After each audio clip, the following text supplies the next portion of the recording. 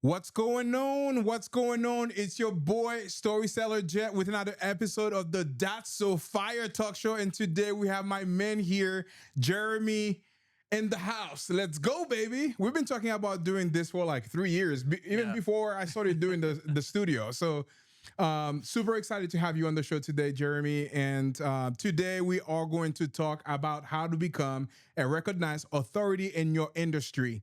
And Jeremy is the man to talk about that. So let's do a quick introduction, Jeremy. Who is Jeremy? And talk a little bit about your business, Spartan Media, as well. Yeah. So first of all, thanks for having me on. I know we've been talking about this for way too long. Who is Jeremy? Well, I'm a guy who went through some, we'll say, interesting challenges and ended up pivoting to focus entirely on PR several years ago. And what I do now is I take people who are legitimate experts at whatever it is they do, and I turn them into a recognized authority in their industry so that they can attract more opportunities, earn more money, and all that good stuff. This is awesome. So, Spartan Media, when did you have that idea to start Spartan Media, and what are you truly focused on doing with it right now? So there's a little bit of nuance to that answer. I had been running Spartan prior to what we're doing today, but I ran it as a full service agency. And I've basically run an agency for most of my time after I got out of the Marine Corps. But several years ago, I was blindsided by an unexpected health crisis, and that almost killed me. Wow. And yeah, lots of fun. I spent about 2 years on my deathbed. During that time, no surprise, the business withered away to almost nothing. And I basically had become a ghost, right? I'm not out there in the world. I'm not creating content. I'm not doing things. So I kind of became a ghost. I was a nobody, right? In the marketing world, if you're gone for 2 years, You're you might done. Yeah, you might as well be some rando on Fiverr, right? Yeah. And so that was when I leaned heavier into PR, right? So that's something we've always been involved in, even from the very beginning of my first agency. But I was now kind of at the end of my rope. We'd burned through all of our savings just trying to keep me alive. And the business hadn't really produced anything in 2 years. So I was at the absolute end of my rope. So, typical Marine fashion, we go ahead and just take massive action. We don't sit around and make a bunch of plans. Kind of like, think about it like this. In the Marine Corps, let's say you are ambushed by the enemy, right? You're not going to sit down and make a plan. You're not going to sit there and think about what you're going to do. You just turn towards the enemy, and all of the weapons open up at the cyclic rate, right? Just massive, overwhelming firepower. So I took the same approach to basically rebuilding my own life. And what I did was I started by creating a bunch of content, right? I was writing articles. It's something I'm great at and I enjoy doing it. So why not? And then I started leveraging that to work my way up the food chain.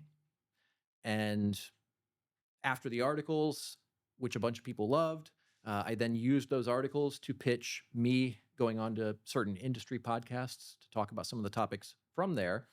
Those ended up being some of their most downloaded episodes. Wow. So obviously, people That's were loving awesome. the content. That's cool. I then leveraged that to then take the topic that we talked about on the podcast and turn that into an article at one of the top publications in my industry at the time. And that became one of the most popular articles on the site in that month. And I then turned that into a recurring column, which I then turned into a column at another outlet. And then I just kept working my way up the food chain and, basically blew up again overnight. And it was very effective, but, we're entrepreneurs, we're in the trenches, we're doing the stuff. Sometimes we don't see the opportunities that are right in front of us. So that didn't click right away, right? I did it for myself and it was great and it had tremendous impact. But it took about a year or so after that for me to realize, hey, this is something that everybody needs. We've got amazing people out there who are really focused on bringing tremendous value to their clients, and they want to do the right thing and help their clients succeed as much as possible.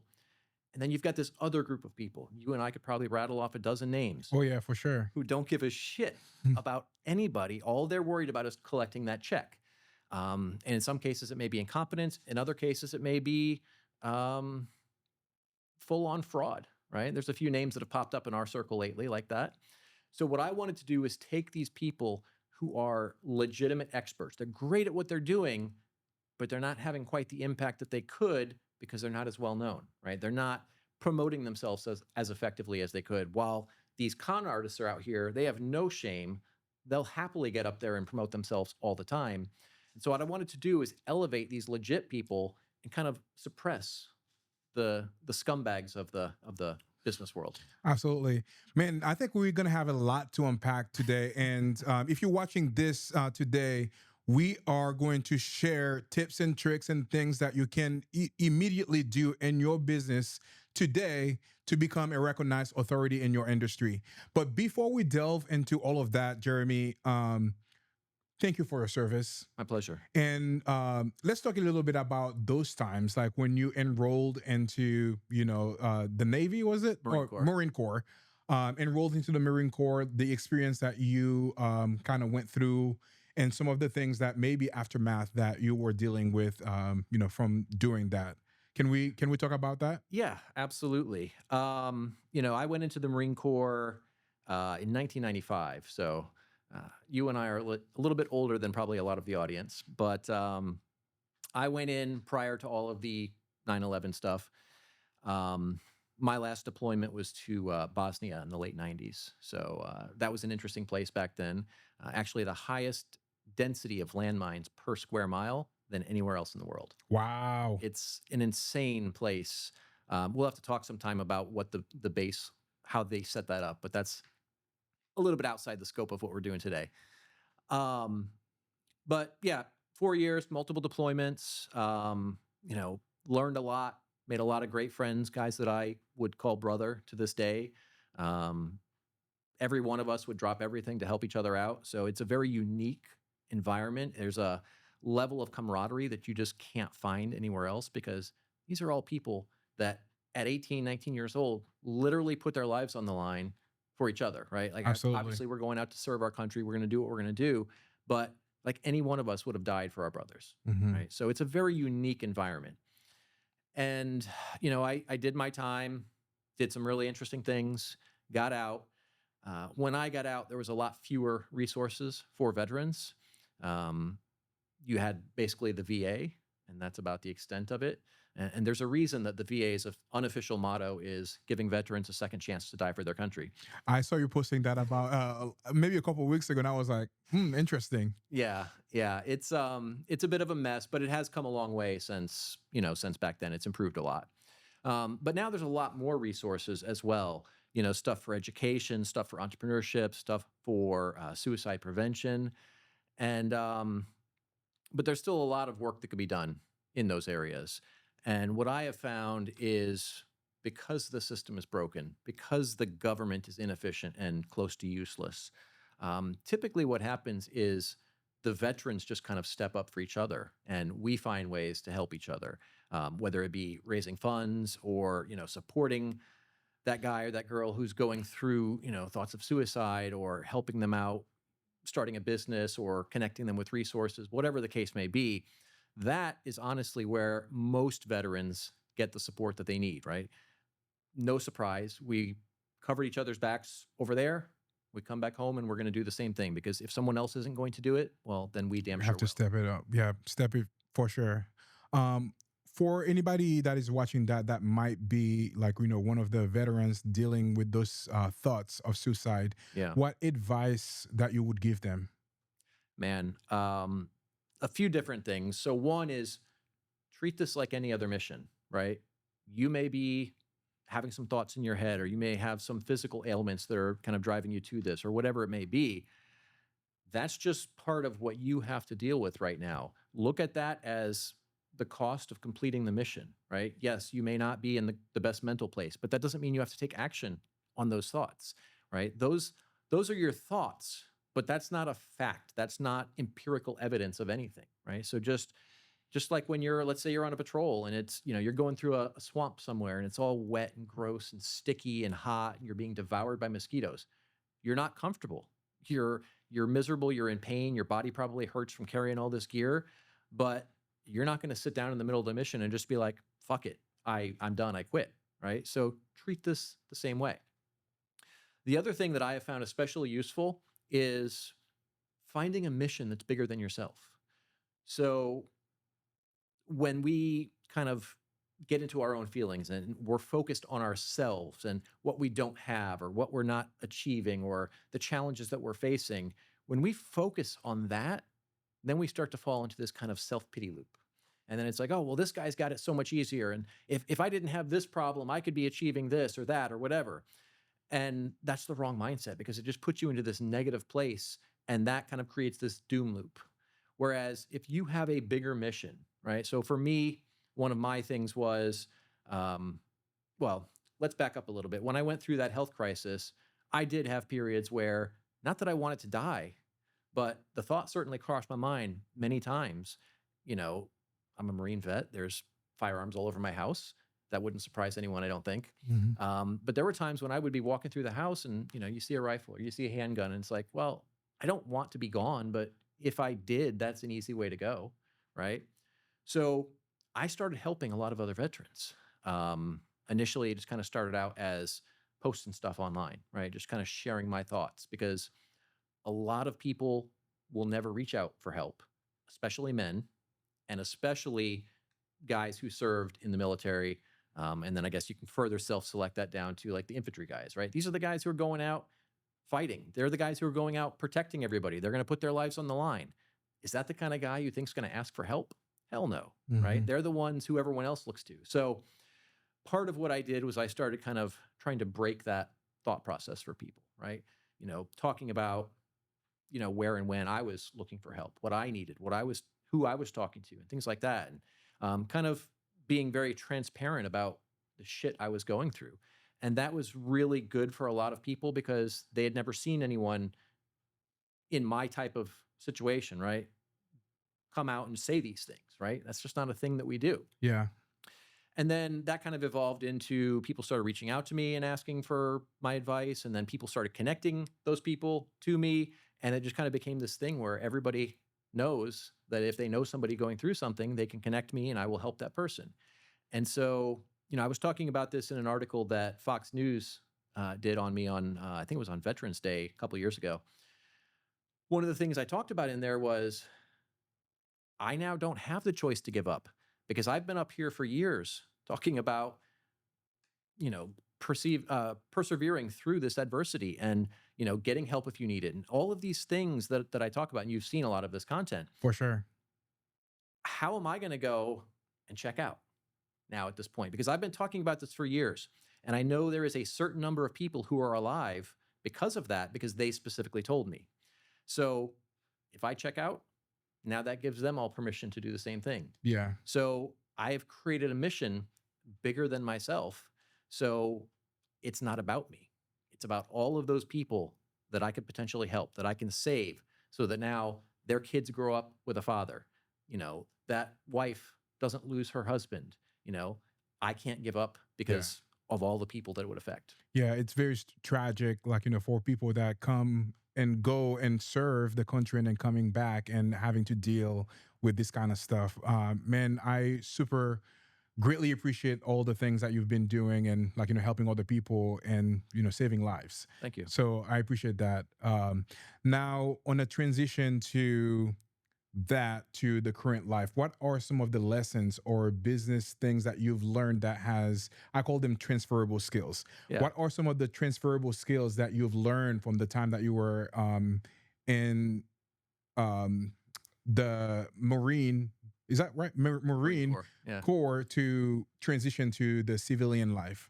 Man, one of the lessons that I picked up in the Marine Corps was something I've talked about in a lot of the presentations I've given, was kind of around this concept of, you and I grew up always being told, just don't get out there and brag about yourself. Don't talk about what you've done. Don't talk about what you've achieved. Just get out there and do the work, do a good job, and people will recognize it.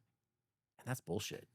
It is absolute bullshit. And it's gotten more bullshit as time has gone on because of the way society is with social media and streaming and just constant bombardment. Like, you have to promote yourself. You can't just rely on somebody seeing the work you're doing and thinking you're doing a great job. So the experience that I had in the Marine Corps that tied in with that was, we had a change of command ceremony where our old captain was moving on to his next role and our new captain was coming in. Now, I had never met this new guy before. And so we had the ceremony, and you know how the military is. Everything's very formal. You know, you go, you do the thing, and you're not really engaged with anyone. It's just a ceremony. We come back to the company office afterwards, and our commanding officer walks in. Now, I'll get to that part in a second. Um, he he calls me to bring in the MCI documentation. So the MCI program is it's called the Marine Corps Institute. Basically, it's a correspondence course or program for Marines. And there's a lot of different courses that you have to take to get various promotions. To get various promotions, to get into certain job roles, things like that. And so in the Marine Corps, at least at that time, it was a complete mess, right? The organization that ran that program was out of DC.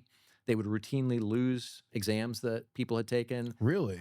Yeah, things would be on your record and then all of a sudden disappear. So it was a Wow. mess. And I had basically come in and completely revamped how we ran it. Hmm. Like whenever they would take the exams, which I would be the proctor for, we would make copies of their exams before we sent it to MCI headquarters, because if they lost it, now I have a copy to send back, right? So we solved that. We had another issue where one time we rented a van and just drove down to DC and went into headquarters Marine Corps and met with the commanding officer of the MCI program. And after that, they didn't want any shit to go wrong with ours because they didn't want that kind of attention. So I had done a lot of things to really get this dialed in, whereas everywhere else in the Marine Corps, it was a mess. Hmm. And so he did not know that I had done any of that yet. So it was literally his first time walking into our company. And so he's like, go ahead and bring me the MCI program documents. We're going to talk about some changes we're going to make. So I get all the documents, I meet him in his office. Now, mind you, he is a giant of a man, right? He's not quite as tall as me, but he's about this wide and just monstrous, right? He looked kind of like Morpheus from The Matrix, right? Great example right there. Yes, yes. And he's got this big booming voice. Sounds like Mufasa from The Lion King, right? Just gigantic, imposing kind of guy. And he's looking over the stuff and he's like, all right, so here's what we're going to do. We're going to do X, Y, and Z. And we're going to change the program this way. And I looked at him. Now, mind you, I'm just a little Lance Corporal at the time. Basically, nobody in the chain of command, damn near the bottom. And I just looked at him and I said, no, sir, we're not going to do that. Here's how we're running it. Here's why we're doing it this way. Here's why this will work, or here's why this is working. Here's why what you want to do will not work. And he just stared into my soul. Now, anybody who understands how the military works understands that that's generally not what you do. Yeah. And Completely against the grain right there. yeah, absolutely. And so his response was a little bit of a red pill moment for me, which is ironic considering how he looked so much like Morpheus. But he just looks at me after a long period, what felt like forever, of silence and staring at me. He then just kind of nods his head and says, okay, Lance Corporal, seems like you've got it under control. Do it your way. And that was the end of it, right? And that actually taught me a few different things. One, his leadership, right? His leadership is amazing. I say that because most leaders, that would have bruised their ego a bit. Oh, yeah. Right? Especially somebody as low as a Lance Corporal. So, but he understood, he could see that I had control of it. He could see that I was taking it beyond how it was typically run. And he just let me run with it. But the other side of it is, it also taught me that mindset of just do great work and don't brag, don't, promote yourself is bullshit. So that was one of the big lessons there. One of the other ones is really kind of hammered into us throughout the Marine Corps is kind of the concept of leaders eat last, which you're probably familiar with from Simon Sinek's book. Absolutely, yes. Okay. So for anyone who's watching and is not familiar with this, basically the way that it works is the Marine Corps, when it's time for chow, the most junior guy or girl eats first, right? And it just goes down the line from most junior to most senior. If there's not enough food left, the more senior guys just don't eat, right? And that's about taking care of your people, taking care of your troops, because at the end of the day, they are your responsibility. As the leader, they need to come first. So that's something that I have found to be very useful in my own business. I found that when I take care of my people, they do a lot better. They perform better. They're happier. Clients are happier too. So those are two really big lessons that I picked up in the Marine Corps.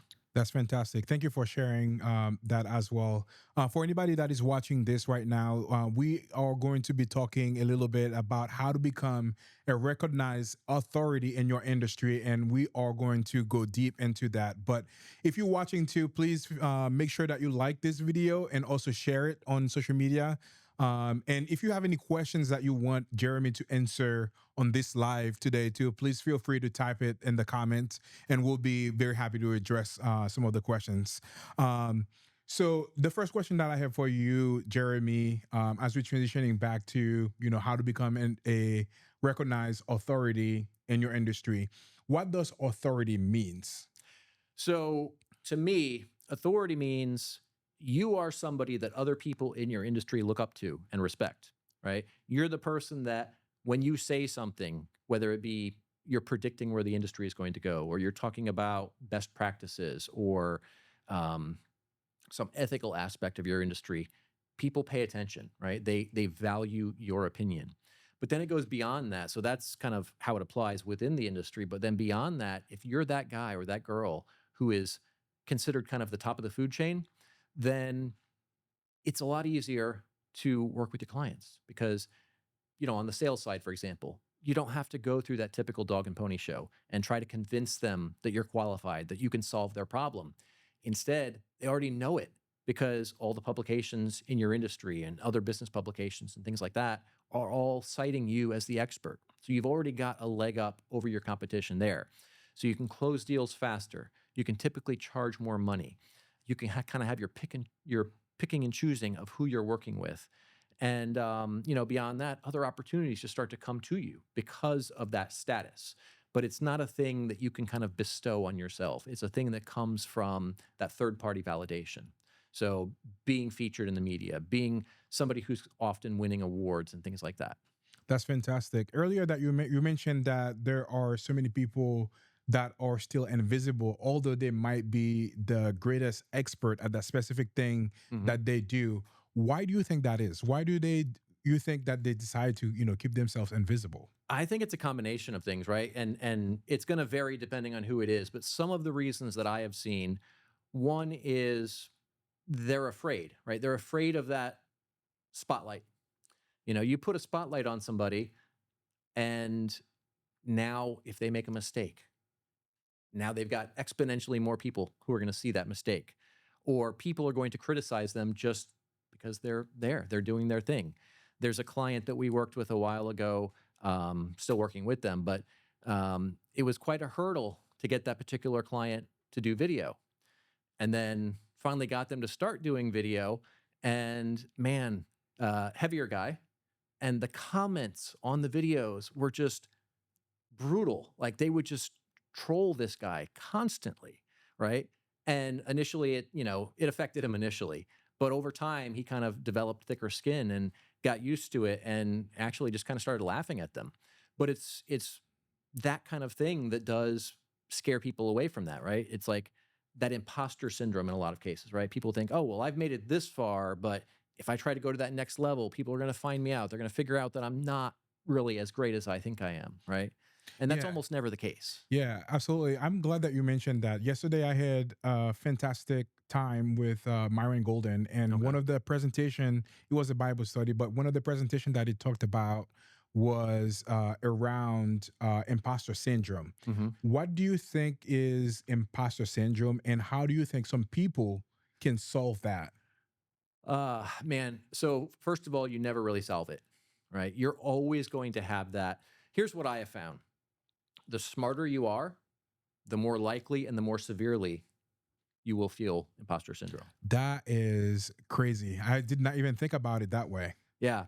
So the way that have you ever seen the chart for this? No, I have not. Okay. So let's say we got a chart like this, right?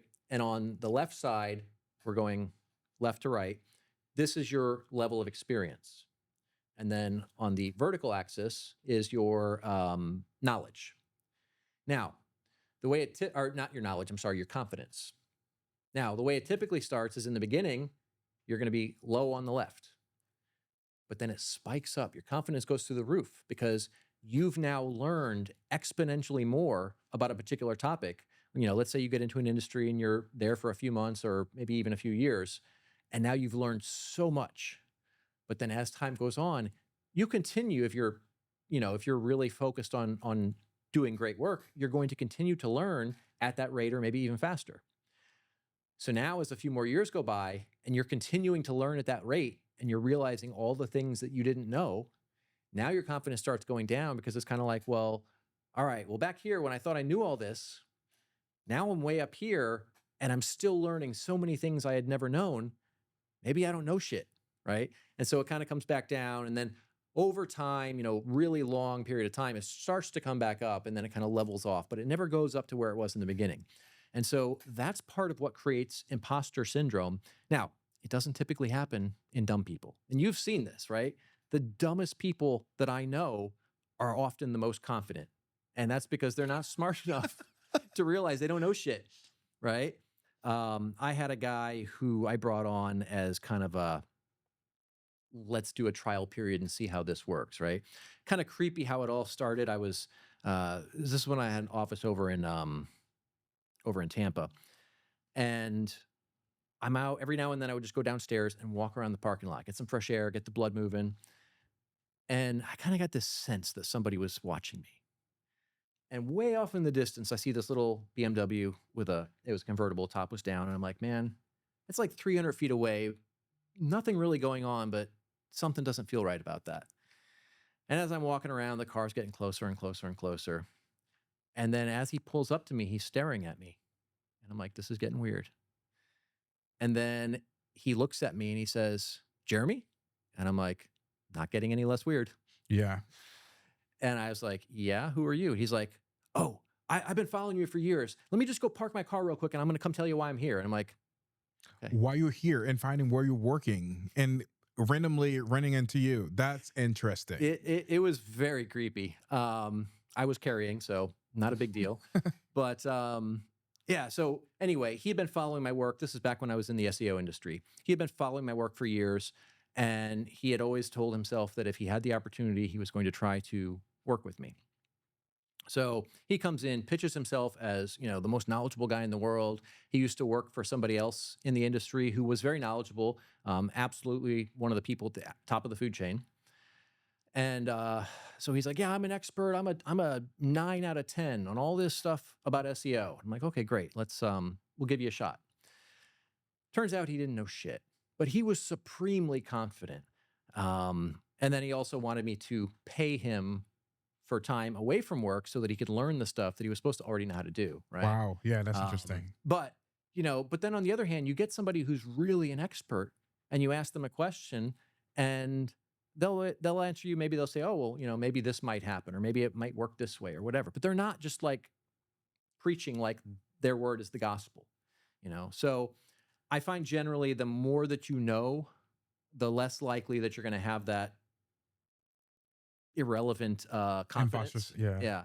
But the smarter you are, the more likely you will be to have imposter syndrome. And what I have found to be effective in dealing with that is get outside of your industry. If, there was times when I wasn't sure if I knew as much as I thought I knew about SEO or even PR right now. But I found that when I talk to people in my industry, I would sometimes have these doubts from time to time. When I got out and talked to people outside the industry, the people who don't deal with whatever it is that we're talking about all day, every day, and you start sharing what seems to be really basic stuff, and they're like, "Oh my God, like I never knew that." And it's like, "Oh, maybe I do know a lot more than I realize." Yeah, yeah. And another thing that one of my great friend Gary Harper always kind of teach Love that guy. everybody. He's fantastic. Is like the reason why some of the people are feeling that imposter syndrome is because they don't have the knowledge or because they have that fear. So what he says, like the first thing that you need to do is replace fear with knowledge. So when you Yes. educate yourself, and obviously it's going to be a continual improvement to kind of can really get to that, Mhm. that confidence is going to build up over time. Yeah. Like for him specifically, like he had the greatest fear about flying in an airplane. So Hmm. what he did is basically like he learned everything that he could about like flying and doing all of that. So now that his confidence goes up, and now he can become like a talk show host about like how to fly an airplane and doing stuff like that. But Love it. yeah, replacing fear with knowledge. That was one of the greatest lesson that I've learned from him as it relates to imposter syndrome. Yeah, I love that. Yeah. Now let's talk about like people that they just started the business or they've been, working um, for 10, 15 years, but never use PR. Yeah.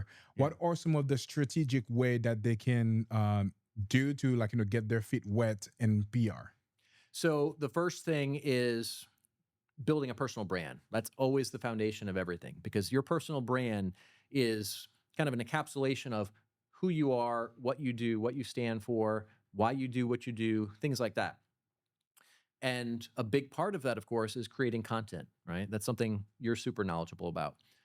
Most people don't create much content. And those that do create content don't create enough.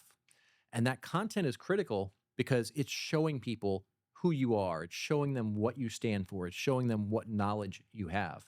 And so, obviously, that applies to your prospects, but that also applies to journalists. So, let's say I went and pitched you to a journalist, right, for them to do a story on you.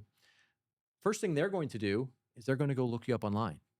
They're going to look at your content and see, is this guy really an expert? Does he really know what he's talking about? Can he communicate effectively? And that's important because every single story that a journalist puts out puts their reputation on the line. Yeah. If they cover somebody who's not an expert and they give bad advice, they could lose their job over that. Or somebody who's a con artist and they haven't actually done all the things that they're claiming.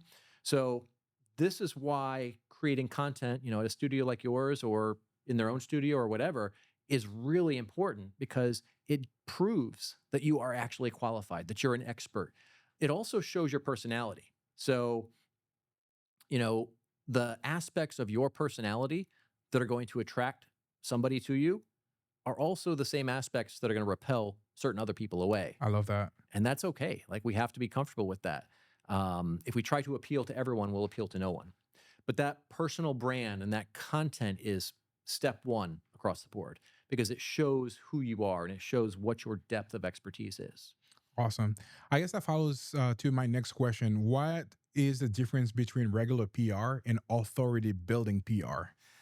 So, I mean, I would say it really should all basically be the same. I mean, unless we're talking about like product based PR, right? Like if Mhm. you're out here promoting certain products or an organization, that's a little bit different. But PR for a person, the the key to this is again, we're getting down to that knowledge. That is the thing that separates you from everybody else. And you could know the same basic things, but then it's not just the knowledge, it's the knowledge plus your approach, plus your personality. So PR basically, from an authority perspective, basically takes all of those elements, rolls them into one, and focuses on building up that, you know, building up that persona, that, who you are, and positioning you as the expert in your industry about that particular topic.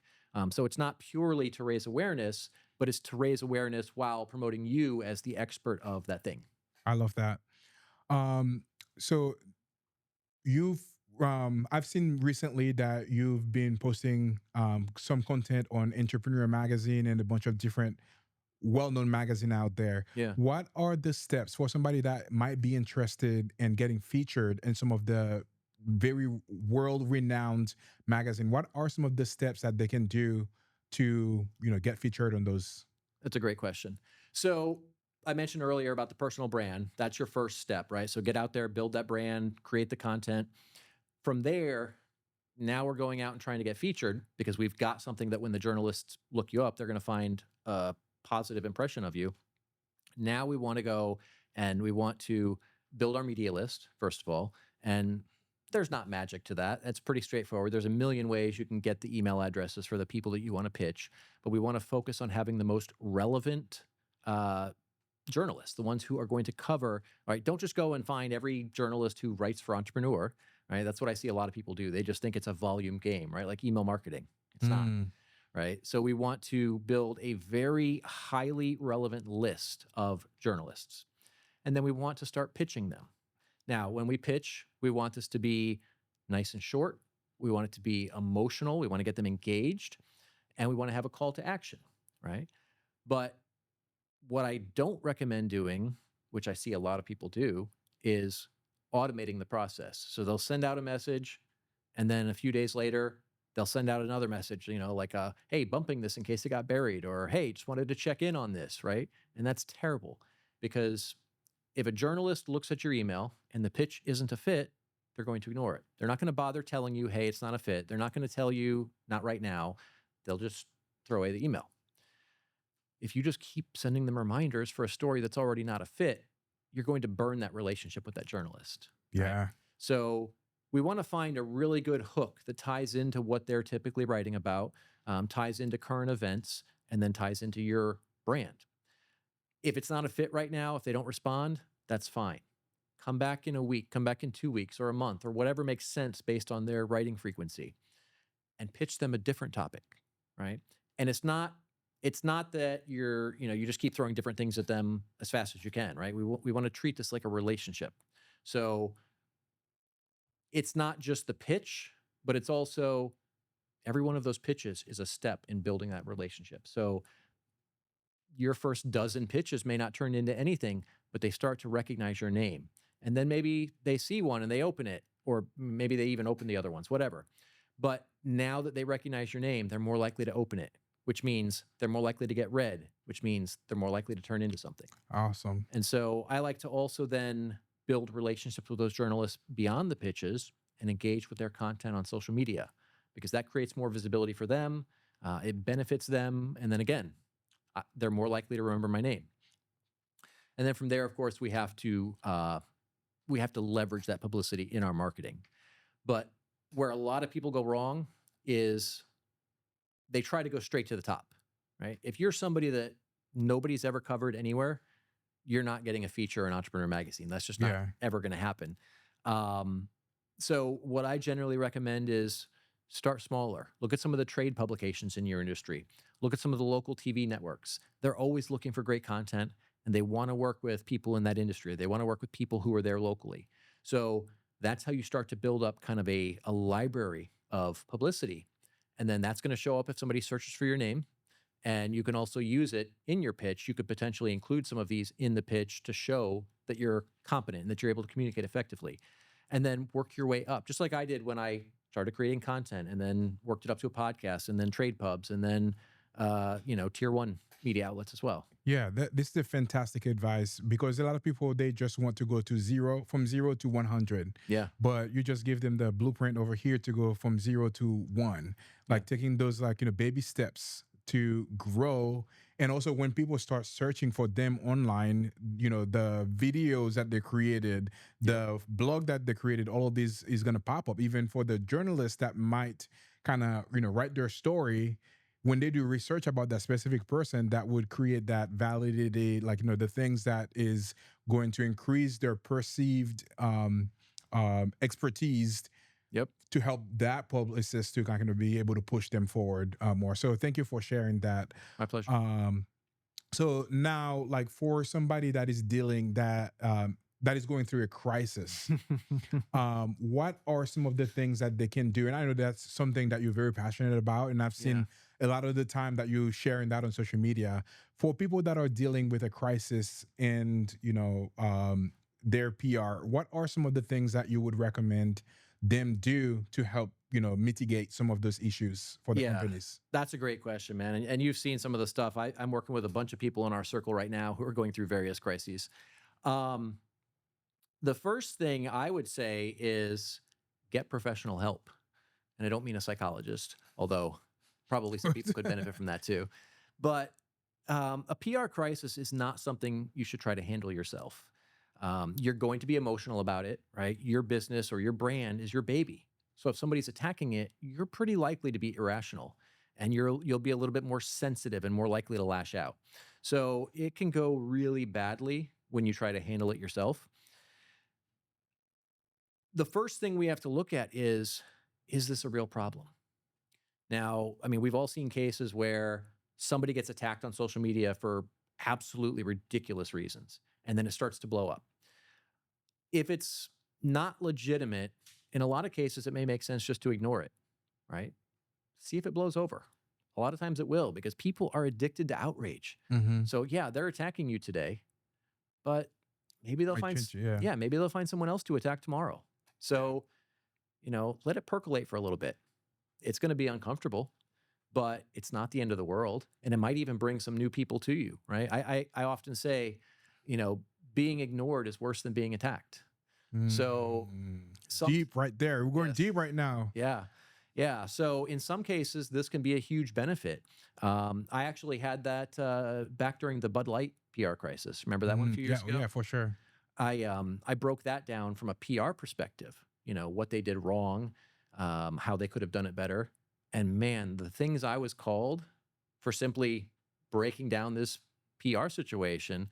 Man, I was called a bigot and a transphobe and this, that, and the other. I'm like, hey, I don't give a shit what anybody does. I'm talking about this purely from a PR perspective. But I mean, I think that particular tweet had, it was over 100,000 impressions and hundreds of comments. I just rolled with it, right? Like, I'm not really worried if someone wants to attack me. Okay, fine.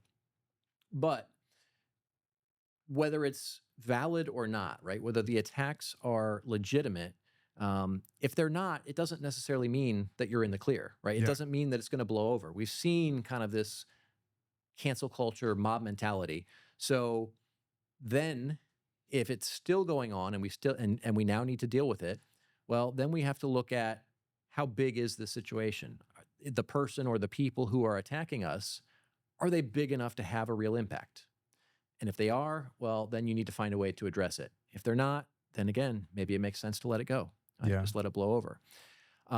If you've done something wrong, you need to actually fix the problem.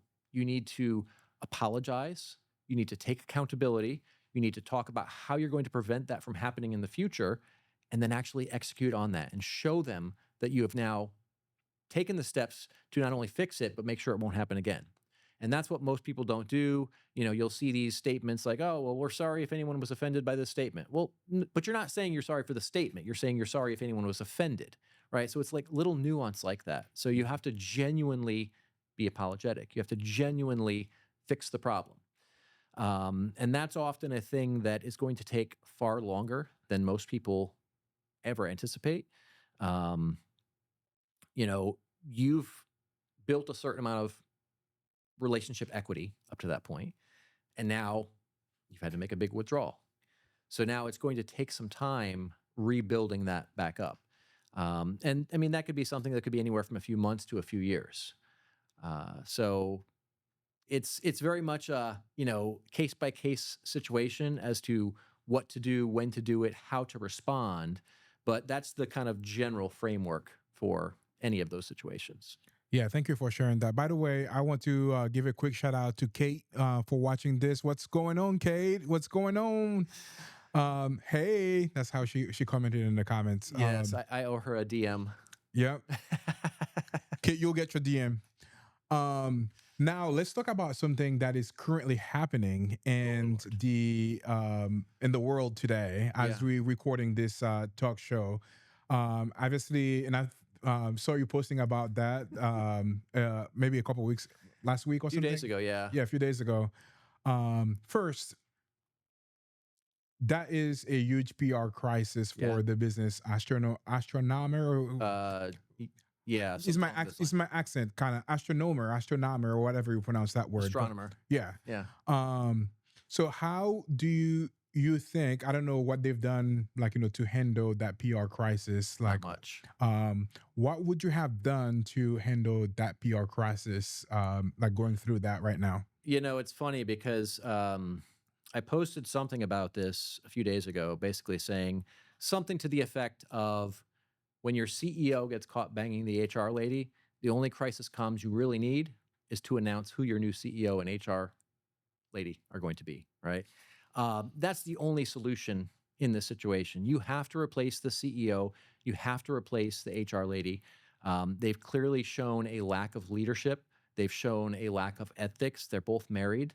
And they're both supposedly in leadership positions in this company, and they're doing something that they would have fired anybody else for. So the only choice that the board of directors can make at this point is to fire the CEO, which, by the way, they've already put him on a leave of some sort. I don't know what the situation is with her, but absolutely, they both need to be taken out of their positions and replaced immediately.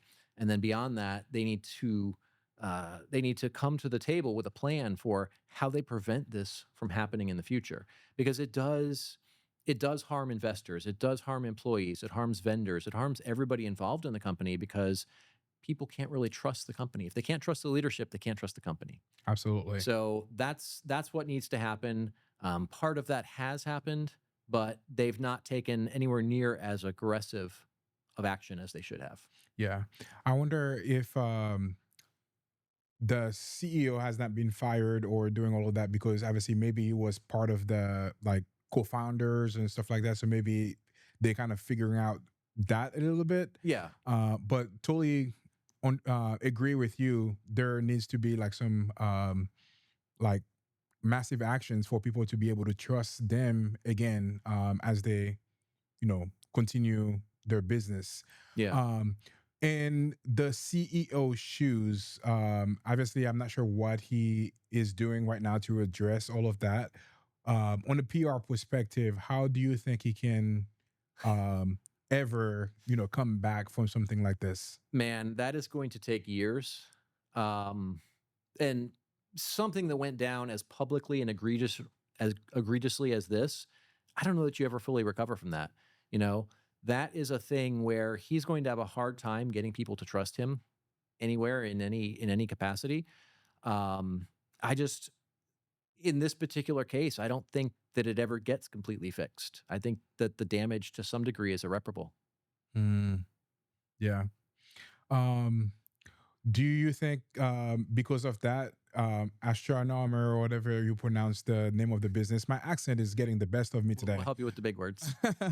um, how like how do you think they've been affected, and how do you think like long term, how long it's gonna take for them to come back for something like this? And um, besides like replacing those people that kind of that instigated that PR crisis, Yeah. what are some of the things that they should do and take back control of like the whole narrative? Yeah. I'll preface this by saying I'm not even sure what the company does. So I don't know what their business model is, but I can tell you that they will likely have a harder time getting funding in the future, probably for at least the next several years because of this.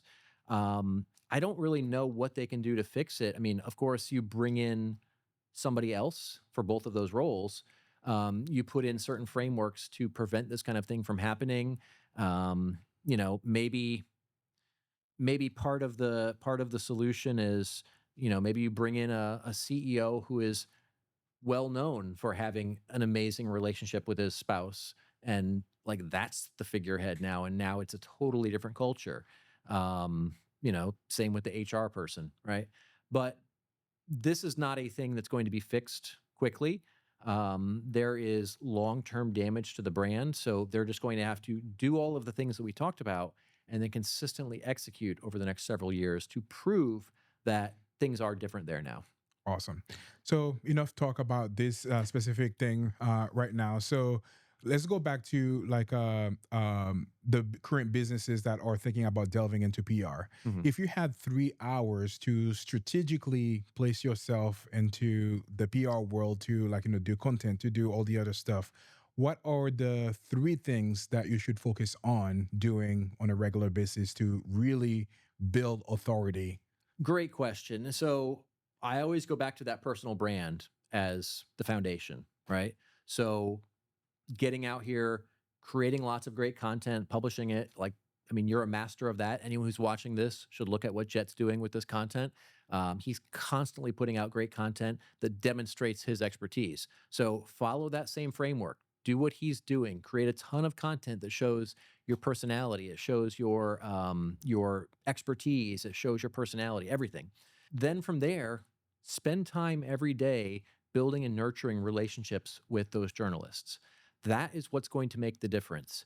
There was a great example, and I may have told you this story before, where I had introduced a good friend of mine. She was a publicist as well. I introduced her to a journalist here in Tampa. She pitched her a great story, It was perfect for that journalist. It was exactly the kind of thing she covers. It was newsworthy. It was something that was already being talked about on social media and in the news. And the timing was perfect. And she pitched her and she followed up and she followed up again and got nothing. And so she and I were talking one day and I was like, how'd that pitch go? She's like, oh, well, I sent it and I sent a few follow-ups, but it never went anywhere. I was like, oh, well, that sucks. You want me to reach out to her? And she's like, yeah, if you don't mind, that'd be great. So I didn't write this big eloquent pitch. I didn't really give her much information at all. I just sent her a little one sentence thing. And then I had a thumbs up and a thumbs down at the bottom.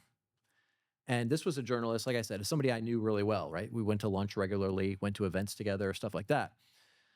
She saw the text and within like 5 minutes responded, yes, I love it. It sounds great. Let's do it. Send me the details. Wow, that's And it was just because of the relationship. relationship equity. Right, exactly. Now, the pitch that my friend sent was perfect. It was engaging. It had all the right information. It was timely. It was perfect on every account, but it went nowhere just because that journalist didn't know her, didn't recognize her. I don't even know if she saw the email, but I send this little simple text with a couple of emojis and boom, it turns into a story.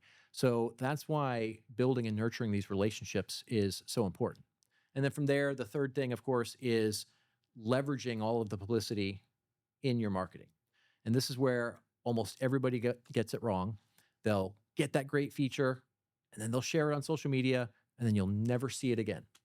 There's a million ways you can create a ton of content out of each piece of publicity. You could probably create a few dozen pieces out of each piece. And so that then gives you this massive library of content that you can constantly share. And first of all, most people aren't going to see most of your content. So even if you're sharing the same shit all the time, they're not even going to notice that. But now you get a few pieces of publicity and you've turned each of those into a few dozen pieces of content. Man, it's going to look like you're sharing something brand new every single time. Yeah. And so now you're getting out there, you're basically training the algorithm to show your content to more people, but you're also leveraging that publicity in that content to further reinforce your authority status. And so it just creates this outsized perception of you being everywhere at all times. Yeah.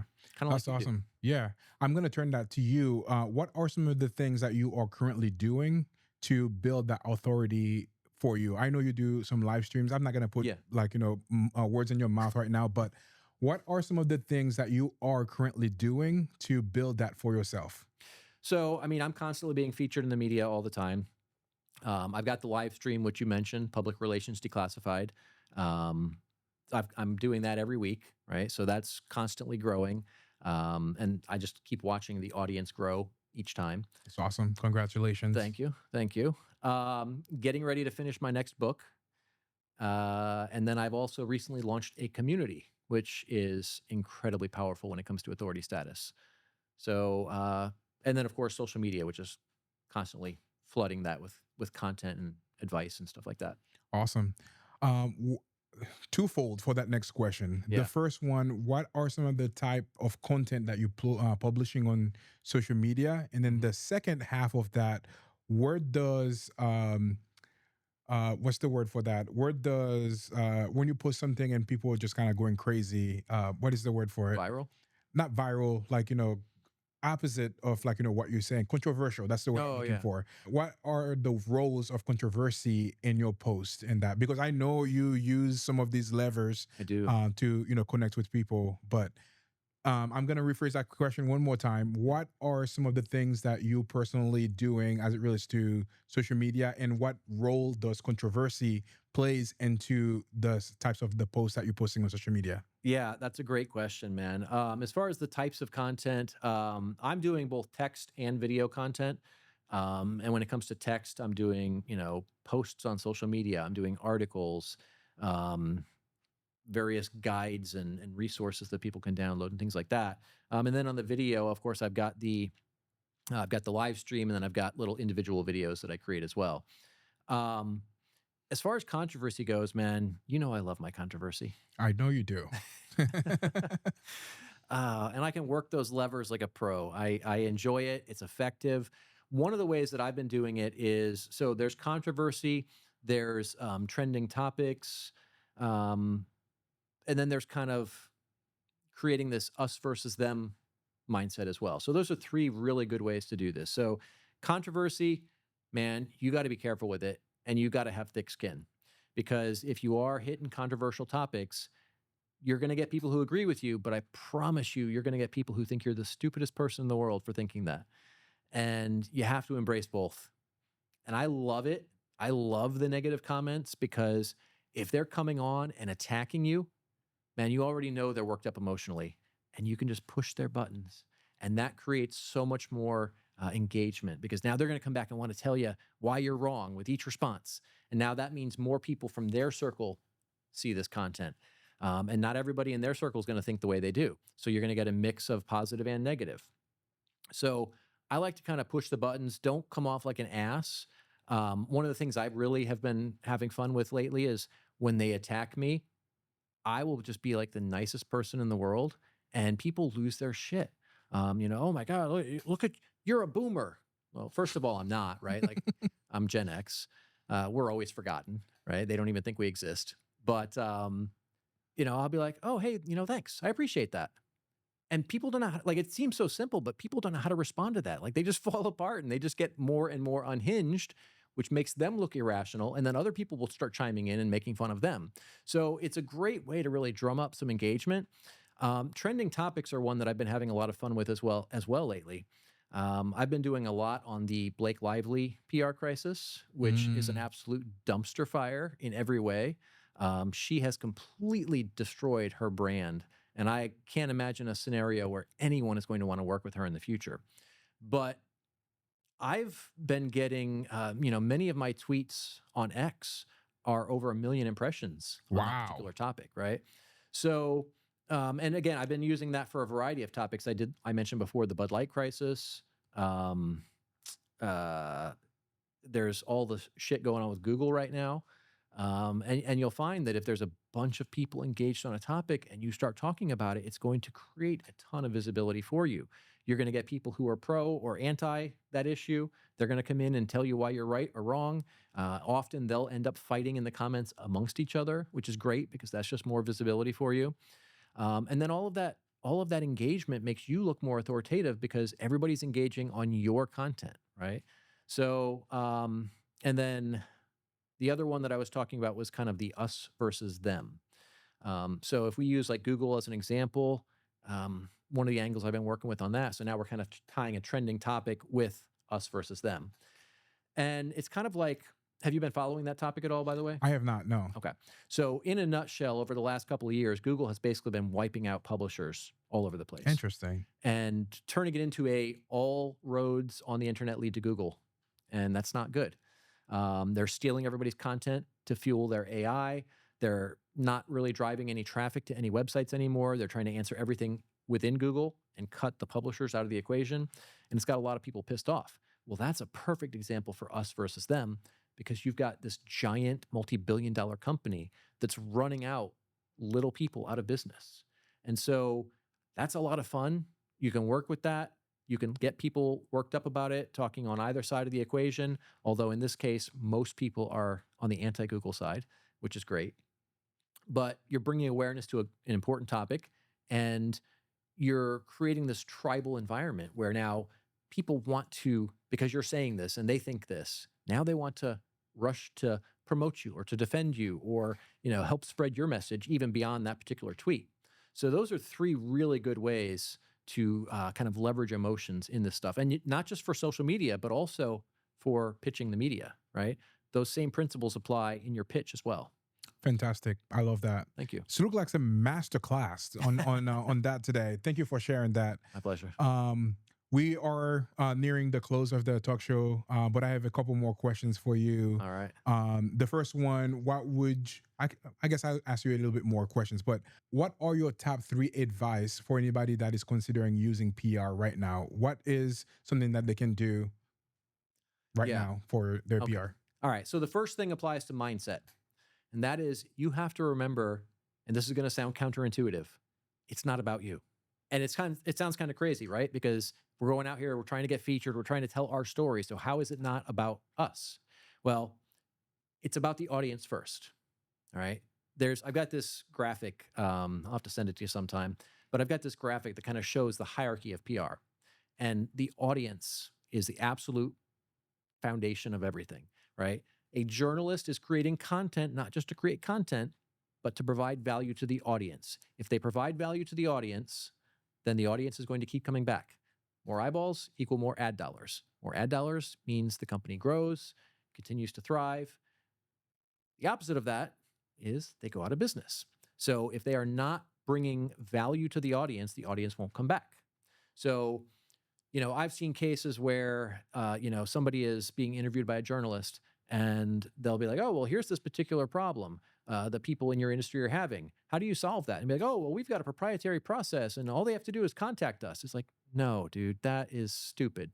Like they're asking you for your knowledge and expertise to share with their audience. You can't use it as a sales pitch to get them to contact you. Like that's not going to work. Nobody's going to pay attention to that. So we have to give information in a way that no matter what happens, somebody can take that information and use it to improve their life or business in some way, even if they never hire you or never buy anything from you.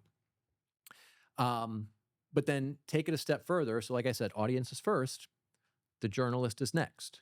So their priorities are above your priorities. They don't give a shit about your schedule. I called a client one time. You probably know this person. I'll tell you off the air. I was like, hey, we got a homepage feature on Fox News, top of the page. It's like, I need you to find me 30 minutes that you can get on a Zoom call today with the journalist so that she can interview you real quickly. Oh, I'm away at a bachelor's party. They'll have to get back to me next week. My man, nobody is waiting for you. Yeah. You're nobody. Like if you were Elon Musk, maybe. But like nobody's fucking heard of you. They're not waiting on you. So we ended up actually just writing his answers for him because he just wasn't going to make himself available. I wasn't going to miss out on the opportunity because then I would look stupid. So we just wrote his answers for him, which we do that for a lot of our clients. We get their voice really effectively pretty quickly. So we can, write for them. And often, hell, if I showed it to them and said, hey, you wrote this last year, what do you think of this? And they wouldn't even realize that they didn't write it, right? It's like that good. So we solved the problem, but like that's a mindset that just doesn't work. You need to be able and willing to drop everything for that media opportunity. Yeah. Right. And the aspect of that most people don't realize is if you don't show up, if you're not available when they need you, and now they've got somebody else, well, guess who they're going to next time? That next person. There you go. For sure. 100%. Right. So, ultimately it all comes down to audience, then the journalist, then the producer or the editor, media outlet, whatever. But that's the hierarchy. Your needs come absolutely last. So that's the first one. The second one is, man, you need to be prepared to have some thick skin because the bigger you get, the more prominent you become, the more people who are going to attack you. Often not for any legitimate reasons, just because they're jealous, they're insecure, they aren't accomplishing anything, they want to try and tear you down. You'll also get people from your industry who will attack you because it's a way to build their name. There was a guy in the SEO industry years ago that made his entire brand about attacking prominent people in the SEO industry. And he would go out and just do these big, like hour-long podcast episodes, just trashing a particular person and an idea. Wow. And it didn't go well for him. But that kind of thing happens, right? The more visible you get, the more people are going to come and tell you that you're wrong and that you're stupid and you're all these other adjectives. So we have to be prepared for that. And then the third and final thing is this is a long-term strategy. It's not a thing you try once, right? It needs to be consistent over a long period of time and you continually build on it. Just like exercise. You can't go to the gym once and then be like, man, I am fit, right? You've got to keep going several times a week for years. And then you kind of build on that. And that's the same way with publicity, right? The more that you do, and here's a little kind of fatal flaw in this, where I see a lot of people go wrong is they'll do it for a period and then they'll stop. Yeah. And then they're gone. When you try to come back, it's even harder because why did you disappear, right? People are going to make this subconscious or in some cases conscious assumption about why you disappeared. Well, you must have been doing something wrong, or you must have fell off the map. You must have not been doing well in business. So we don't really trust your credibility at this point. So look at this as a long game. Yeah, that's one of the things that I always tell people. Consistency is the name of the game. Yes. Yeah, you hit the nail right on the head right there. Shout out to you, Kelly. Good stuff. Appreciate you. So now the next question for you. I always ask that question on any episode. Yeah. What is the $1 million advice that you will give to somebody as it relates to PR or anything in general about life success or anything like that? Man, if I had to narrow it down to one thing, that's a tough one. Always be authentic. If you are out here misrepresenting yourself, claiming achievements that you haven't actually achieved, claiming revenue that you haven't actually made, right?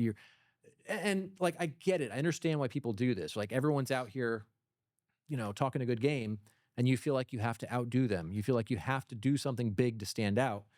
The reality is, a lot of people who are making these big claims are full of shit to begin with.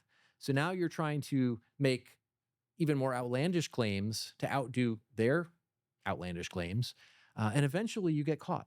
And that's always going to hurt you. And even if nobody catches you, I don't know. I kind of feel like, I don't know how to describe this. It's not like scientific. It's kind of like in the woo-woo side of things. But when you're not being authentic,